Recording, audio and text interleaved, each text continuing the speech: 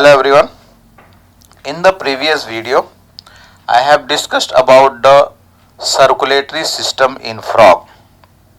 That was the last topic that I have discussed. Now in this video, I am going to discuss about two systems mainly. First one, the excretory system, and then followed by the nervous system in frog. In your earlier class, you have learnt about the excretory system in human being. And you have learned there that a pair of kidneys, a pair of ureter, a urinary bladder, and then followed by urethra. Now here in case of the frog, the system, excretory system is well developed and it has the parts or otherwise the organs which are concerned with the excretory system are similar to the human being except the cloaca over here. A pair of kidneys, a pair of ureter, and then a urinary bladder, and this urinary bladder opens into the cloaca through which the waste is discarded out of the body. Now when we talk about the kidneys in frog, so kidneys in frog are quite similar to that in human being. What you have learned is bean shaped. Here also same thing, the kidneys are compact, they are dark red in color and bean like structure, that means bean shaped, and this is situated on the little bit posterior part of the body. Posterior means thoda पीछे की side में, one on each side of the vertebral column. Vertebral column is on the back side, that means on the dorsal side. So when we consider the vertebral column in the center, so one on each side of the vertebral column is located the kidneys. Now in case of the kidneys, here we are talking about excretory system. So the structural and functional unit of the excretory system or otherwise the kidney is called as uriniferous tubule, or same thing is also called as nephron. You have studied about 10 lakh nephrons are present in a kidney of human being. Here that number is not mentioned anywhere, but the structures that is present here, the structural means what? The structural and the functional unit, the smallest unit that functions and carries out the function of what? Excretion in the frog is called as nephron, or otherwise also can be called as uriniferous tubules. Now in case of male and female, there is a little difference when we consider the ureter. See, kidneys are similar in both male and female, but when we talk about ureter, little bit of difference we can observe. Let's have a look in this figure. This is the figure of reproductive system in male, or otherwise male reproductive system, where you can find this is the kidney, one kidney, let us say this is the right kidney and this is the left kidney. Onto the kidneys are attached the testes, and very similar to that in female, what happens, to the kidneys are attached the ovaries. Now there is a connective tissue in between the kidney and the ovary here in case of female. In case of male, in between again the testes and the kidney there are some connective tissues which connects both, or which is held onto the kidneys, means it is holding the testes onto the kidney. Now what happens here, from the testes the vas efferentia joins with the ureter, and then because the ureter is being joined by the vas efferentia, which is a tube for transportation of the male gamete. So here it is called as urinogenital duct. This is in case of the male. But when we discuss or when we consider and talk about the female reproductive system, in this case what happens, the ureter is totally separated, means totally it is separate from the oviduct. You can see the oviduct here where you can find that oviduct is not joining, or it is not joining with what? The ureter. So here both these structures, the ureter, which is responsible for the transport of the urine from the kidney to the urinary bladder, and the oviduct, which carries the ovum or otherwise the eggs produced in the ovary to the cloaca here. Now both of these structures are totally separate from each other. Is it right here? So what I was talking, in case of male, two ureters, they emerge from the kidney and act as urogenital duct. Why it is acting as urogenital duct? As I showed you in the figure, that the urinary bladder is joined by the vas efferentia, and as a result of that, now the ureter is called as urogenital duct, because this is a common pathway for the urine and also for the male gamete, and this urogenital duct opens into the cloaca. Coming to the female, in case of female, the ureters and oviduct, they open separately into the cloaca. You must remember that cloaca is a common opening for three different systems. One is the digestive system.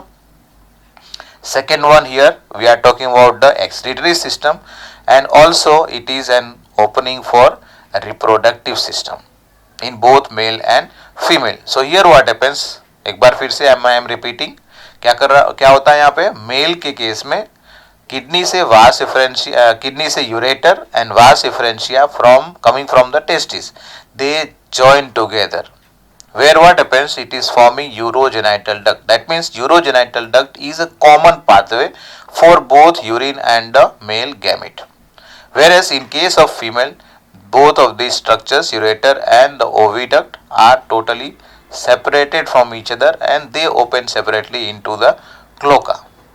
Now these ureters in case of female and urogenital duct in case of the male, it opens into the urinary bladder, which is having a thin wall structure, and it is bilobed. It looks like that there are two lobes.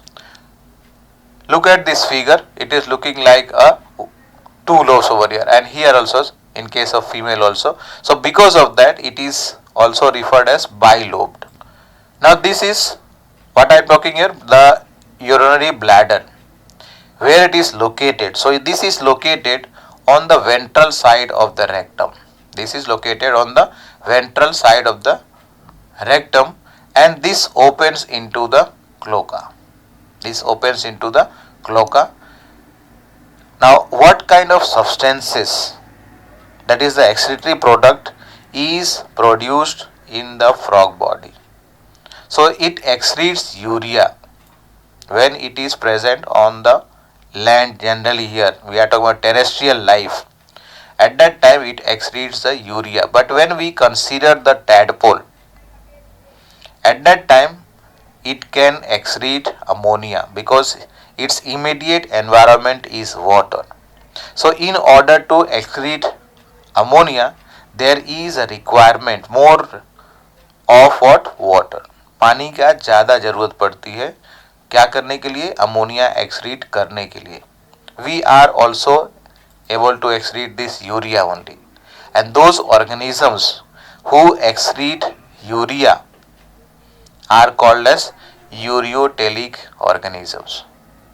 We are also ureotelic, and here we are talking about the frog. Frog is a ureotelic animal. The excretory waste which is carried into the kidneys, as you have learnt in your earlier class about human being, very similar to that.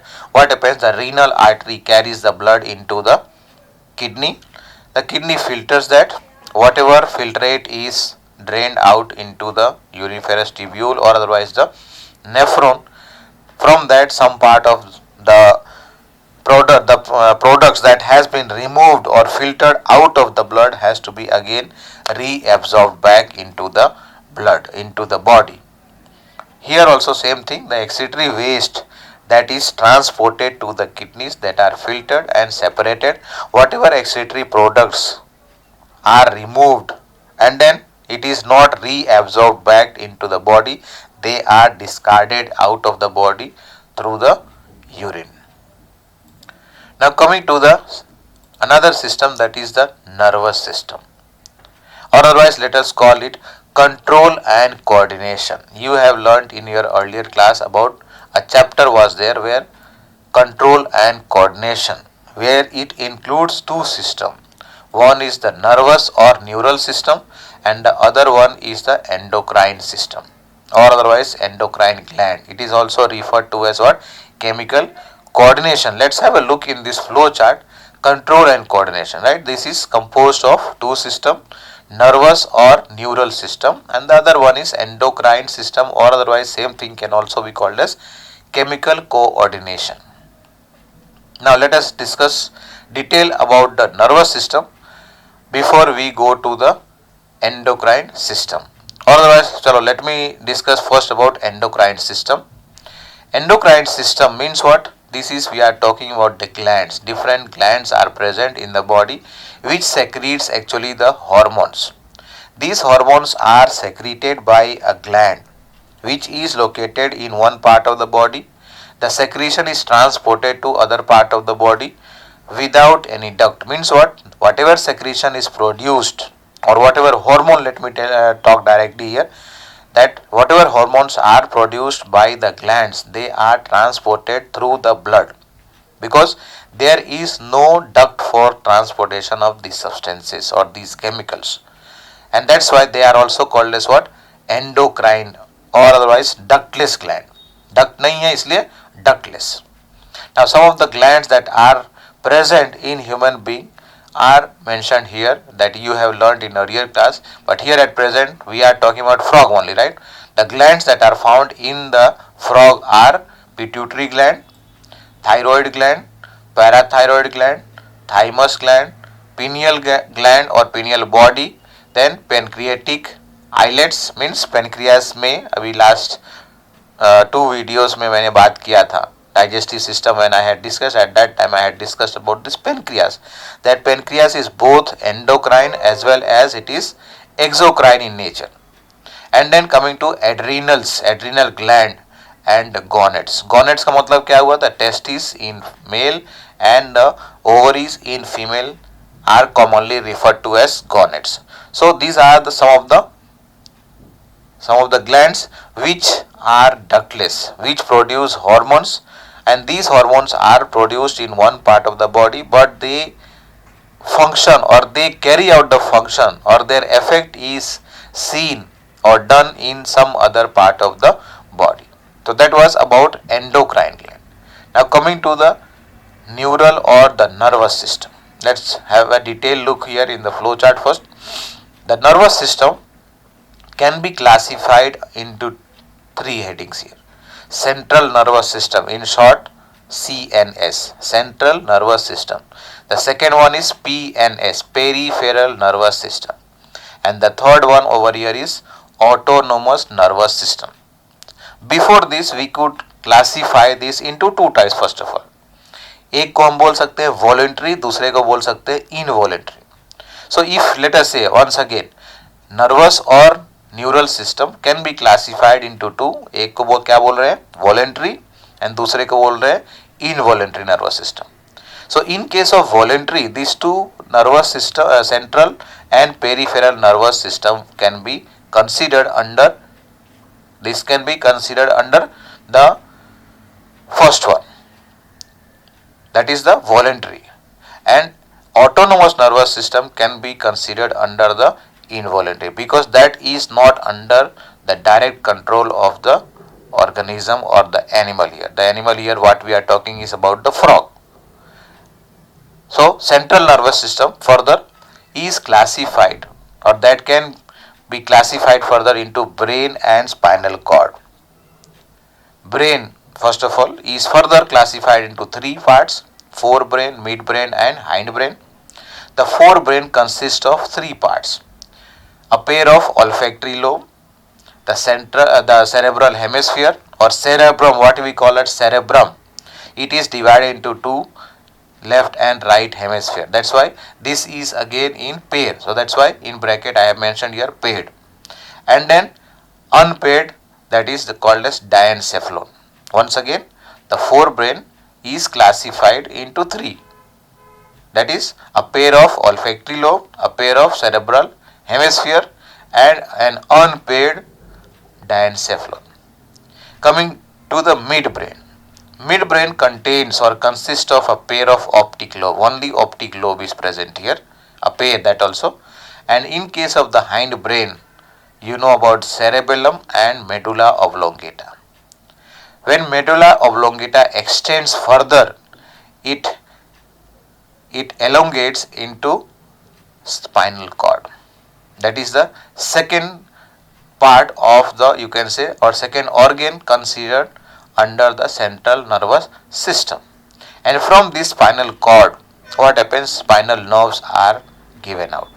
From the brain again, the nerves that arise and come out of the brain, and it is supplied into the internal body organ which is present in the trunk part.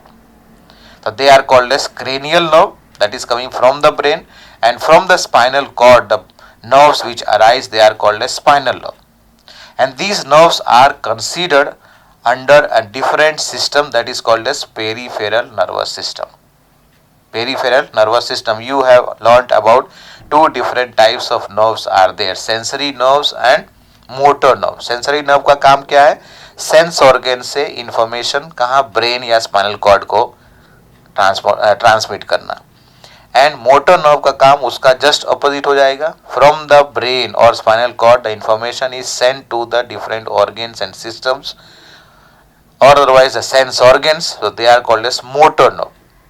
Now these are of two types. As I mentioned earlier, the nerves that arise from the brain is called as cranial nerves, which are 10 pairs of cranial nerves arise from the brain, and 9 pair of spinal nerves are found in frog, which arise from the spinal cord, and they are supplied or they are innervated into the internal organ so that control and coordination can be maintained or carried out. So I have discussed here about the central nervous system and peripheral nervous system. एक बार फिर से revision कर लेते हैं. Central nervous system is composed of brain and spinal cord. Brain is further divided into forebrain, midbrain and hindbrain, where forebrain is having three parts here: a pair of olfactory lobe, a pair of cerebral hemisphere, and an unpaired diencephalon. Coming to the midbrain, this is composed of a pair of optic lobe, and in case of the hindbrain, it is composed of the cerebellum and the medulla oblongata, where medulla oblongata is extended further and it extends or it continues into the spinal cord. In case of the peripheral nervous system, this is composed of mainly the nerves. Two types of nerves are over here included, that is the cranial nerve and the spinal nerve. Cranial nerves arise from the brain, which are 10 pair, and spinal nerves arise from the spinal cord, which are 9 pairs. Now coming to the last one here, ANS, that means autonomous nervous system. अब ये क्या है autonomous? I had mentioned about the involuntary part or involuntary nervous system. मतलब ये हुआ कि ये organism के कंट्रोल में नहीं है. Is it right? So this is divided into two types. One is called as sympathetic and another one is called as parasympathetic. Sympathetic increases some activity and उसका उल्टा काम यानी complementary work is done by the parasympathetic nervous system. Let us say the heartbeat is increased by the sympathetic nervous system. Heartbeat, the blood flow, the breathing rate is increased by this sympathetic nervous system. So it has to be brought back. How long will the system go on faster? How long the system is going to work faster? So it has to be again normalized, means that activity has to be brought back to its normal state. So that is done by the other system that is called as parasympathetic nervous system. So that was about the nervous system, and whatever I have discussed here in the flow chart, that is mentioned one by one over here. Just have a look over here. The nervous system, as I said here, this is organized into three systems, that is the central nervous system, peripheral nervous system and autonomous nervous system. Central nervous system में ये दोनों हैं, brain and spinal cord. Whereas in case of peripheral nervous system, two types of nerves are there. One is cranial nerve that arise from the brain and they are 10 pairs. Spinal nerves that arise from the spinal cord, which are 9 pairs. Is it right here? Now brain is enclosed. This is important to mention and note down here. The brain and also the spinal cord you have learnt in case of human being, how it is enclosed inside the cranium, which is also called as brain box. Is it right? The brain is enclosed inside the bony structure, which is called as brain box or otherwise cranium. And this brain is divided into three parts that I have discussed here: forebrain, midbrain and hindbrain.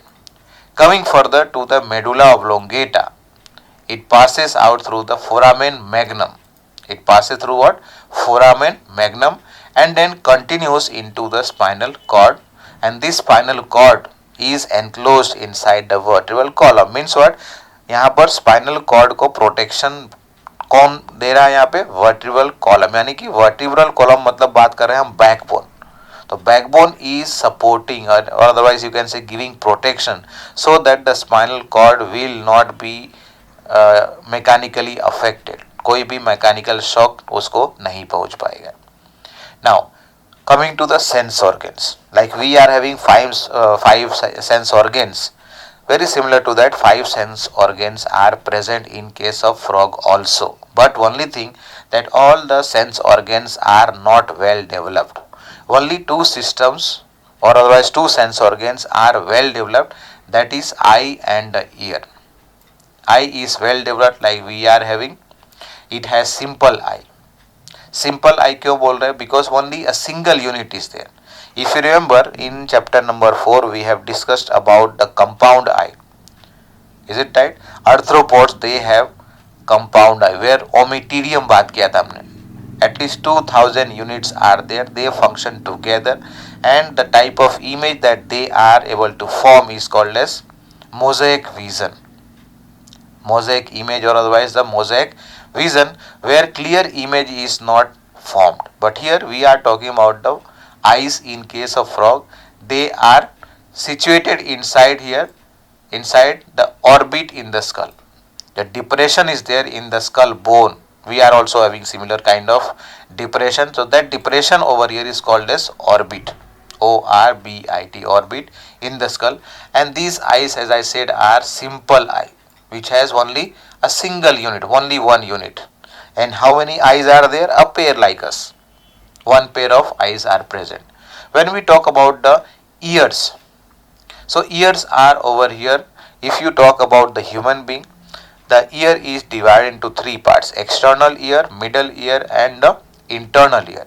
Now in case of the frog, what happens here? External ear is totally absent.